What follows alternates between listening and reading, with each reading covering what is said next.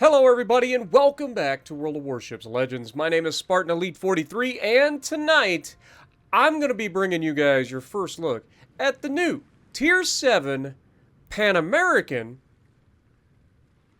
Battleship, the Atlantico. And with that, let's take a look at our commander. In Wargaming's infinite wisdom, they brought a single generic purpose commander for a single battleship. Yeah, not ideal. So, keep an eye out in the future for a paid commander for the Pan American battleships that'll be at a dispersion buff or something like that. I'm just calling it now, like it's going to be a thing. Because this commander sucks. Like, let's be real. It's literally the George Dewey for the American. This is the original commander that you get for all of the commanders in the game. Like, every nation has a generic commander, and they're all terrible. But it doesn't mean that you can't make something work. And this is one thing that everybody always talks to me about. It's like, Spartan, why do you always pick all these pay-to-win commanders and all this? And I'm like, dude, you guys have already seen a gajillion of my videos, okay? I talk about how many different commanders and show that you can swap them out for certain things. Like, it's just build based on what you enjoy. And so with that, let's take a look at our commander, Pedro Lima Santos, shall we? We are going to be running a meme build. So first and foremost, let you guys know this is not the optimal build for this ship. I would not build into a purely secondary battleship for this ship, and I'll explain why. It does have a ridiculous amount of big gun secondaries, which is crazy. It's literally got heavy cruisers strapped to the side of this thing, and I'm not joking. But they fire pretty slow. They're 10 seconds fire rate. You don't have any secondary, like, inspiration or any secondary skills in this commander that help to buff that whatsoever. So you're really screwing yourself by building into secondaries right now. Now, down the line, if we get a secondary build, like a brawler build or a hybrid build that allows you to have your primary gun accuracy, kind of like the Hyde build for the Germans, like if you can get some of that, then this thing could be absolutely nasty, and that's why I went ahead and picked it up, despite not really wanting it. Like, I don't mind. I always like to take new battleships out. You guys know that. But when you don't have any like variation to what you can really do with it, it's kind of boring and just kind of meh. But let's go over what I decided to build for. And again, I built it specifically for secondaries. So let's get into it. Right off the bat, you're going to notice his base trait. His base trait is multi-tool. Ship's secondary battery shell damage is increased by 2.45%. Torpedo damage is increased by 2.45, so that doesn't do us any good. And then the main gun shells and planes damage is increased by 2.45%. So the only thing that really matters here is that we get a 2.45% buff to the ship's secondary damage and the primary damage, okay? With that, we are also running a secondary-centric inspirations. We're running Haruna. Obviously, that's a pay-to-win commander, so if you don't have her, swap it out for whatever you like. Like, there's so many different commanders in this game. There's plenty that are free to play that have great inspirations. You go William Sims for a little bit of extra health. You could go, you could go with whatever you want. Andrew Cunningham to get a little bit more shell grouping. Like, there's a lot of options out there. Paolo de Revel to increase or decrease your reload on your guns. Like, there's so many options out there. But I went with a beam build. This is purely just for the fun of it. I wanted to see what these secondaries could do. And so we slapped Haruna in here with Franz von Hipper. Okay? They both increase the secondary range and shell grouping. Well, dispersion and shell grouping. So you get a pretty solid buff there. Okay? We are also running Burn It Down XXL because chances of HE shells causing fire. Well, Spartan, you can't shoot HE out of this ship. Well, the secondaries do, and this extends to that as far as I know. So that's a good thing, right? Look at Me Now reduces our detectability, which is something you would never run on a battleship normally, but the only other things you have is increasing your gun traverse, which isn't really necessary on this because it starts with a turret traverse of 30 seconds. It's pretty solid. And you don't really need to see torpedoes. I mean, you could choose this, I guess, but I would prefer to have concealment. It allows you to get those little moments where you get to drop spot, and we're going to showcase some of that in the video for you guys. I've got actually a pretty entertaining video for you guys. Back in stock, we're not going to be using, obviously. You could go on second thought here, but I figure why not increase the speed? Again, one of our goals is to be sneaky and get up close and personal, let those secondaries start to work, right? And then, of course, we're running Reaching Out XXL for a little bit of range because this thing has no range on its main gun. So getting a little bit of extra range is going to be nice. And then for the memes, we're also running the fully packed skill. This gives us an extra heal. It also gives us an extra secondary booster. So that's why I went with that rather than this. Plus, we're planning on being up close and personal. We're probably not going to get a lot of support with that. So Will to Rebuild isn't necessarily the best choice here. So that's why I went with fully packed. Okay. Now, let's take a look at the build. Obviously, we're running secondary battery firing range here. You could go here and increase your main battery dispersion, so that would be a nice little grouping, and this is probably the better bet. But for the sake of a secondary build, we went with secondaries. Then we went with steering gears because I prefer to be able to turn my ship and get full broadsides off and turn back before the enemy smacks me. That's my preferred way of doing battles. I tend to be full throttle most of the time and only slow down when I need to. You know what I mean? So you could go damage control here, but honestly, it's not that big of a buff. It's 15%. It's just, these two are definitely the better options in my opinion. Okay? Concealment mod, again, trying to stick with the sneakiness. And then obviously we have for the memes, we're running the epic secondary battery mod 3. Unfortunately, this one is not going to do us much good on this ship. After running it, I realized that the likelihood that you get enough secondaries on target to really take advantage of this epic mod is slim and none. Definitely still prefer this on the German battle cruisers, and I can't wait to get Schlieffen. Yes, I am researching it right now. So as soon as I get Schlieffen, we're going to be testing that out too. So that'll be a lot of fun. But that's our build for the ship. Let's take a look at our loadout. We have 4 heals, 4 enhanced secondary targeting boosters. We are running the Italian Unity flag because it kind of looks like a Spartan helmet. And we are running the Type 9 camo that comes with the ship when you buy it. I actually don't mind this camo at all. It's not over the top. It's kind of nice. I like it. Survivability, 60,000 hit points is pretty freaking low. I'm not going to lie. This thing does not have a lot of hit points for a Tier 7 battleship. So keep that in mind. You got to use them wisely. Does have decent torpedo damage reduction, but not amazing. 31%. Better than Iowa, worse than Alabama's, and so on. Okay, so middle of the road torp protection. For main batteries, you get 15-inch guns. You get 381 millimeter, 42 caliber, Mark 1, Mark 1 //N, whatever the heck that is. You get 10 of them. You get 5 double turrets. And they actually have decent firing angles, so that's one good thing about this. But, again, even with the Reaching Out XXL on, we have a firing range of just 16.8 kilometers, so it's not particularly a long-range battleship. It wants to be up close. And unfortunately, without the supporting perks from a decent brawler commander, you're kind of limiting yourself there. Now, once the brawler commander comes out and you're able to run a porcupine and so on to get those secondaries to really start chirping, this thing's going to absolutely be a beast. Because the secondaries are decently accurate, despite being massive. And by massive, I mean on to the tune of for the main battery, our AP shell maximum damage is 10,962. And that is the only shell type that you have. You can only fire AP out of the main guns of this thing. So keep that in mind. Secondary armament, you get the 5-inch 38 Mark 12 Mark 24s. I don't know why there's 2 marks, but whatever. That's American secondaries. If you guys have ever heard of that, that is the 127 millimeter Mark 38. Or the 127 millimeter 38 caliber is the American 5-inch 38.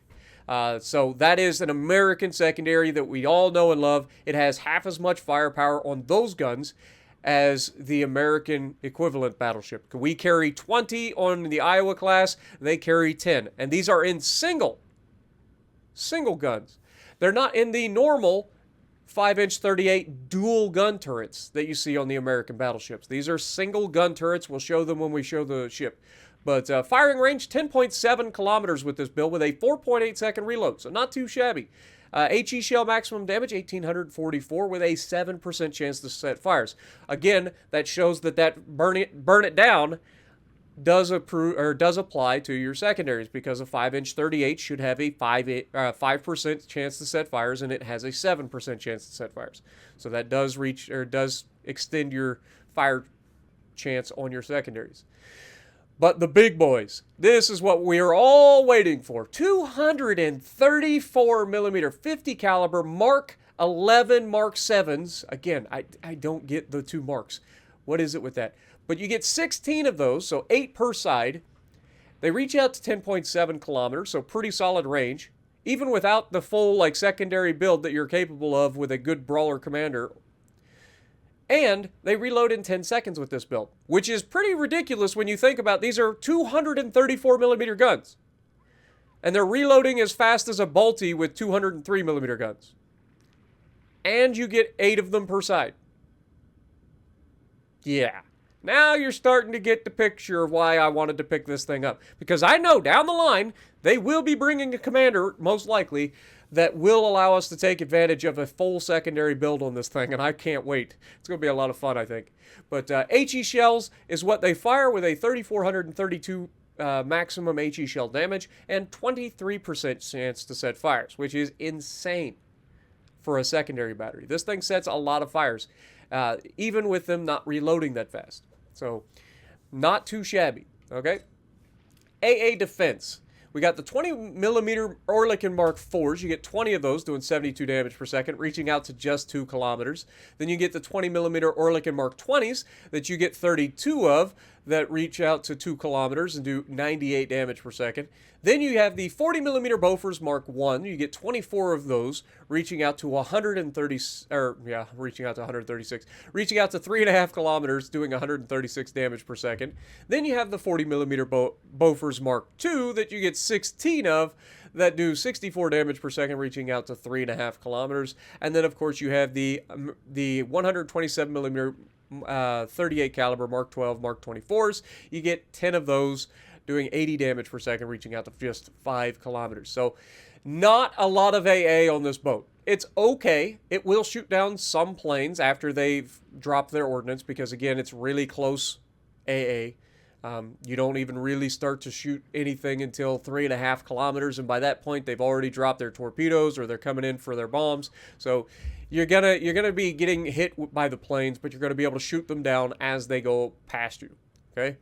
So not terrible, not great in AA. Maximum speed, 25.8 knots with this build. And remember, that is with the Velocious skill. So it's a little slow. I'm not going to lie. It is a little bit slow. Remember, we're not even running like gyrating drill bits or anything like that that slows this thing down. This is just the normal speed. It's not a very fast battleship. Turning circle is middle of the road, 800 meters, but it has a decently quick rudder shift with this build. 12 seconds is pretty nice. You guys know that anytime you can get that rudder shift of a battleship under 13 seconds, it's going to be a lot of good. Because then you can do that dreadnought shuffle that I always talk about, and you can effectively get more guns on target more often than your enemy. So keep that in mind. Concealment, though, that's where this thing is surprisingly good. With the build that we currently have, we have a 12.2 kilometers. This roughly has the same equivalent if you're not running a full concealment like we kind of are at the moment. If you weren't to use the Look at Me Now skill, it would be 12.8, I'm guessing. So it's 12.2 kilometers right now by sea. So it's roughly the same as Kansas, except this is using Look at Me Now, so it's slightly better.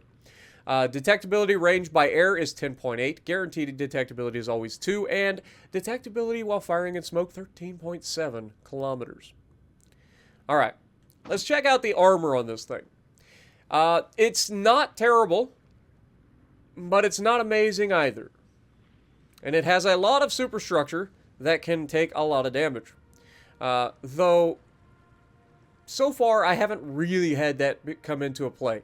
Like, it's spread out enough that shells tend to overpin it, so you're not getting absolutely punished for full pins like you do on Americans and German battleships. You guys know what I'm talking about. If you've ever been hit for 15 to 20K by somebody shooting superstructure, you see me do it all the time in Kansas and stuff like that. Like, it's pretty standard when you're going up against American and German battleships. Just go for the superstructure if they're angled. But yeah, here you're going to overpin that. You're going to be doing like 1,400 damage per shell. So you're going to need a lot of shells to hit target to really do effective damage there. However, through the front, if you do take shots, there's a chance that you're going to get those full pins because you're going to pass through the initial superstructure into the aft superstructure and mid superstructure. So there you could potentially see some pretty nasty penetration damage from just the superstructure. Okay? Now, for the bow, obviously, you've got 32 millimeter bow. Nothing crazy there. It just means that any Musashi, any Yami, going to be able to push straight through your bow. Obviously, if you're in a tier 7, you shouldn't see any Yami, but you will see Musashi on occasion, so keep that in mind. However, you do have a decent belt, and that is something that we kind of want to talk about as well. There it is. 102 millimeters at the waterline. So if you can angle this, ain't nothing going through it. And it gets better at the middle part of the ship, and it actually extends all the way up to the top of the deck as well. Whereas up at the front, you still have that 32 millimeters. So even if you angle well, if shells from a Yami or Musashi hit that 32, they're just going to go straight through. Doesn't matter what the angle. That's the whole point of overmatching. Okay? So keep that in mind. So if you're going to angle against a Musashi, for instance, you need to get them to shoot back here. If they shoot up here, you're going to be struggling. Okay? Now, let's go ahead and get rid of that and show that this thing does have a slight turtleback. If you guys see the turtleback, I wouldn't count on the turtleback to save you, but it does exist. There is a slight turtleback armor scheme here, but again, wouldn't count on it to save you, okay? Just assume that if you go broadside, you're going to get smashed, okay? So don't get caught. But this thing is decently tanky. The rest of the side armor here, I think it's this armor. Yeah. You can see the casemate armor here. We got 51 millimeters on top. Let me show the deck the main deck is 51 millimeters as well. But where is the,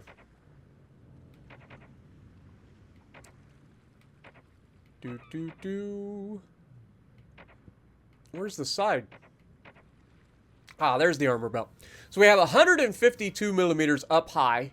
And we have a 356 millimeter torpedo bulge, okay?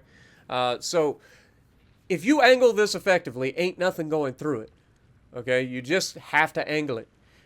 Force those bounces and ricochets and shatters, okay? All the fun. I know bounce and ricochet is the same freaking thing, but you know what I'm saying. Force those bounces, those ricochets, and those shatters. If you do that effectively, you'll be fine. This ship is surprisingly tanky. Okay, it will stay in the fight as long as you don't do stupid things. And those secondaries, they are nothing to be trifled with. Okay, they are pretty nasty. But at the end of the day, they don't fire that fast yet. So I'm waiting for a brawler commander for this thing. Overview: secondary reach, above average secondary battery range. Guns aplenty. A high number of guns allows for a lot of damage from a single salvo. As we already talked about, this thing has 5 main gun turrets and a dual turret. So there's 10 gun broadside. 15-inch guns, 10 guns.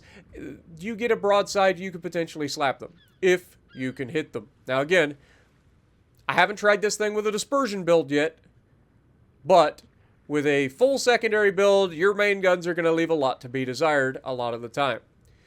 Flare for piercing, though, means it is equipped with armor-piercing shells only on the main guns.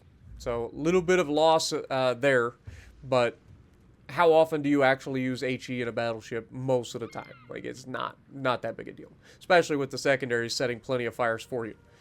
Atlantico, a project of a battleship equipped with British-made 15-inch 381mm guns and American dual-purpose anti-aircraft artillery. Year of design was 1945. I have no idea if this thing was ever built, but it is a pretty interesting design. Let's take a look at it. It is very good-looking ship, too. Like, it definitely has a British look to the ship with kind of the British battlecruiser look.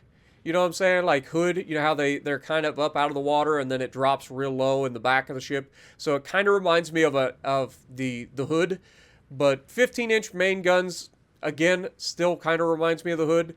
And those secondaries, like those secondaries are, I believe, the big ones are the British heavy cruiser, God, what are those? I can't think of it. There's a Tier 5 British heavy cruiser that has those 234mm guns as its primary guns. So you literally have a heavy cruiser strapped to either side of your ship. That's impressive, okay? That ain't nothing to sniff at. And it reloads every 10 seconds. So you'll see what we say in this thing. But you can see some of the AA there. Let's take a look at a little closer so you can see where those 5-inch guns are that we were talking about. You can see them right there. There's 1, 2, 3, 4, 5. So you get 5 of these per side of the ship, okay? And then, of course, the 234mm guns are right below those. And then you have your main guns that are in a 2 at the front, 2 at the back, 1 in the middle configuration. And again, they have really good gun angles, firing angles. Like this thing does have a really good firing angles, so I do like that. But overall, it's a good looking ship. It is a fun ship to play, although again, I would not recommend building for secondaries right now. If you want to play for the memes, go for it. It's a lot of fun. But for now, I would recommend that you stick with a build. If you only want to play the ship, stick with the build that's going to allow you to be more effective with your main guns, because they are very good guns when they do behave. And then once the commander comes out later on that allows you to build for secondaries, then by all means go secondaries on this thing for the memes. But with all of that being said, I know this has been a long intro. Let's get to the gameplay. Alrighty, so we're going to be on Northern Waters. Now, before we get started, just to remind everybody, we are on the path to 50,000 subscribers by the end of the year. If you guys would like to be a part of that, punch that subscribe button if you haven't already. And if you enjoy what I'm doing, there's a good chance that your friends would probably enjoy it as well. So make sure you guys share the videos with those people as well. You guys have been absolutely killing it. Thank you guys so much for all of the continued support. Now, let's get to the Atlantico and the live action, shall we? Now, let me just start this gameplay off by telling you once again, I cannot stress this enough. Do not, unless you want to feel the pain, do not build this thing purely for secondaries like I did in this one until we get a secondary-centric battleship commander. Because, I'll be honest, it's rough. Like, it really is. Like, this thing, the main gun accuracy is the most troll that I've actually ever utilized, and that comes from somebody who likes to play Japanese battleships and has plenty of experience in German battleships. These guns will troll you. If you guys know who Ghazi is, I've played with him a couple of times. He was a CC. I'm not sure if he still is or not. I know they just did like a house cleaning thing, but Ghazi's a great guy. I'll leave a link down in the description for him as well. But he actually pulled out in front of me in a Marlboro at 8 kilometers, full broadside, and stopped. Now, I don't know if he realized that I was playing the Atlantico and that he was just trying to help me make a video or something. Like, if that's the case, more power to him. But RNGesus said no. I couldn't hit him. I legitimately fired 3 salvos at him while he is stopped broadside in a Marlboro at 8 kilometers. I didn't land a single shell. Not one. I was like, oh my god, I just want to throw up right now. Now, this Miyoko is actually going to be a bit of a pain. He's paying attention. He knows what he's doing. This guy has got no camo on, so he knows that he has to pay attention, has to dodge shells, and he does a very good job of it throughout the rest of this video. We are going to try, once again, to put ourselves in a position. You can see these secondaries already firing at those destroyers. I kind of hurried and used the secondary booster a little early, but you can see we didn't manage to get much out of it. But when they do hit, they do actually do some damage. I mean, that shot that just landed on that destroyer did over 500 damage with a single hit on a secondary. So that's what we're talking about with these heavy cruiser caliber guns. And I can't for the life of me think of it. Is it Exeter? I'm trying to think of the Tier 5 British cruiser that has the 234mm main guns. I can't think of it for the life of me right now. I'm sure you guys will leave it. That's a good question for you guys. If whoever responds with the correct name of the cruiser that I'm talking about at Tier 5 that has the 234mm main guns, I'll pin you. The first person to put it in the comments will get pinned. How about that? We haven't done one of those for a while. I like increasing the interactivity of the videos for you guys. So whoever comes up with it correctly, I'll look it up right now after I get done with this. So whoever comes up with the correct name, I'll make sure to pin you. I even played the darn thing in, like, brawl mode with Aaron and Peak a few times. And I, just, for the life of me, can't think of what it's called right now. I don't think it's Exeter, though. Just can't think of it. But here you can see we're not going to stick around here so that we can be torped by these destroyers. We're going to be turning away and trying to put ourselves in a good position. But we are taking one of these torpedoes, unfortunately. Fortunately, it's only one, and we take it right on the belt. And it doesn't even cause flooding. Isn't that nice? Those are my favorite kind of torpedoes. Those are rare. You don't realize just how rare it is to get a torpedo, no matter where it hits on your ship. Like, you don't realize just how rare it is to have a torpedo impact your ship from another ship that causes no flooding. Sure, airdrop torpedoes have a little less time to, or a little less chance of flooding, but ship-to-ship torpedoes generally cause a flood every single time. It is very rare to not get a flood with a torpedo hit. Which makes sense, but at the same time is really frustrating for battleship captains because, let's be real, it's a little annoying. But here you can see we haven't had anything really to stack up our secondaries.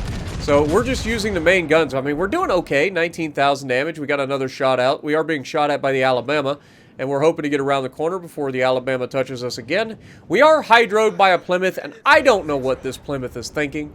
This Plymouth has literally lost his goddamn mind.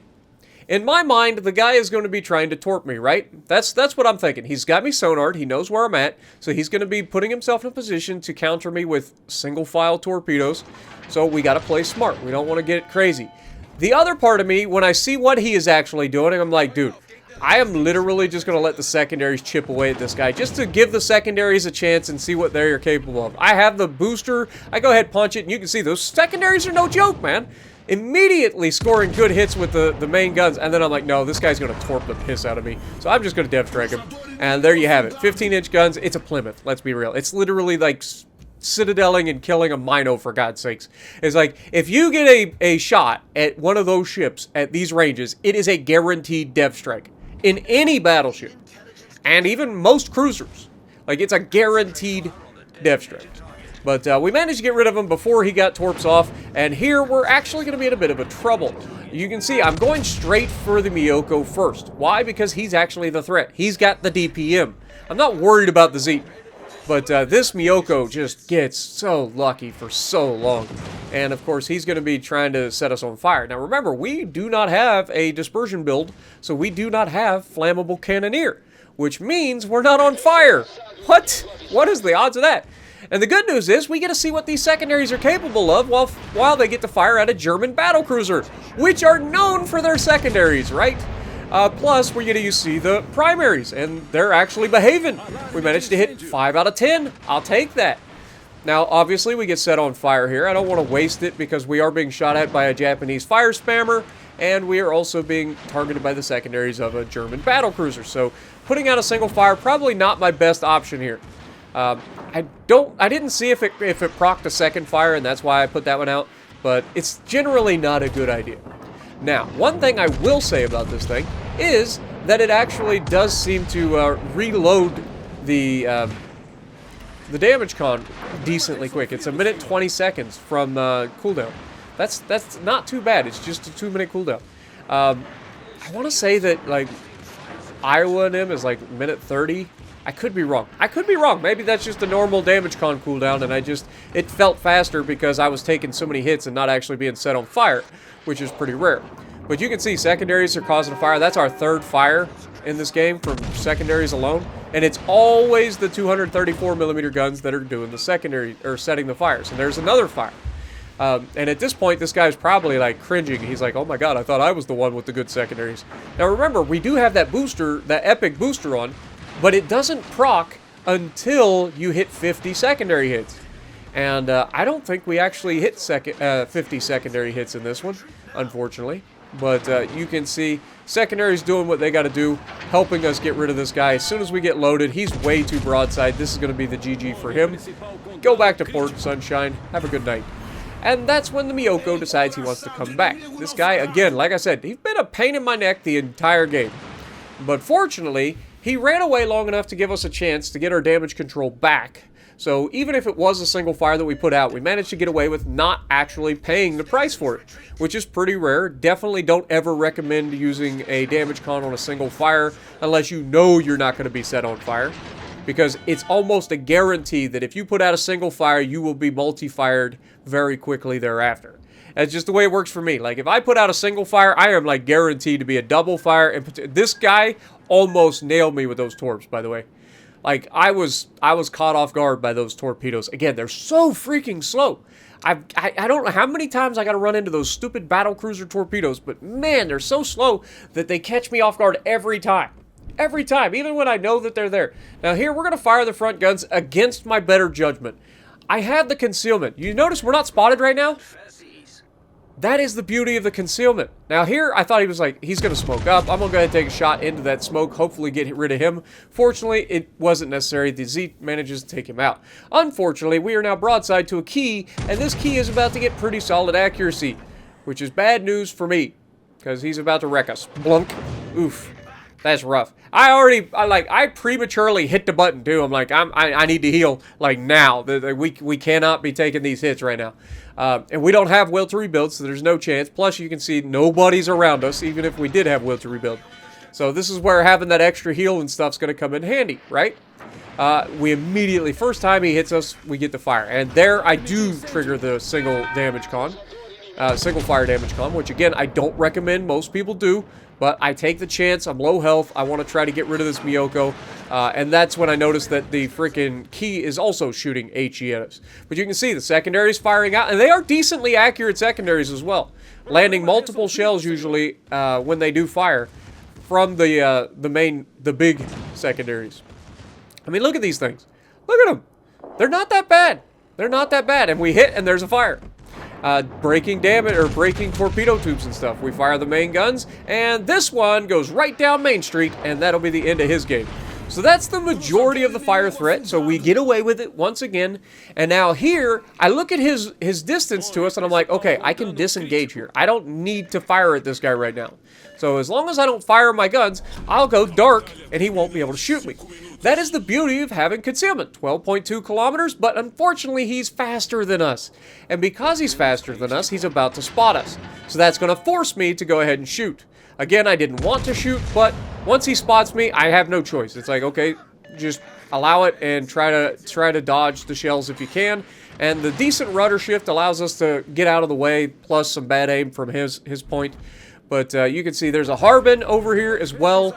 And this Harbin, like, you gotta do better, dude. You're in a ship just like that Plymouth. You're in a ship where if you stop like this, you are telegraphing what you're doing. Like, as soon as he slows down to stop, he's going to put up that smoke screen. And we just spread out the love to make sure that we get as many shells on target as possible. And those things are just about as guaranteed a dev strike as anything else. And wait for it.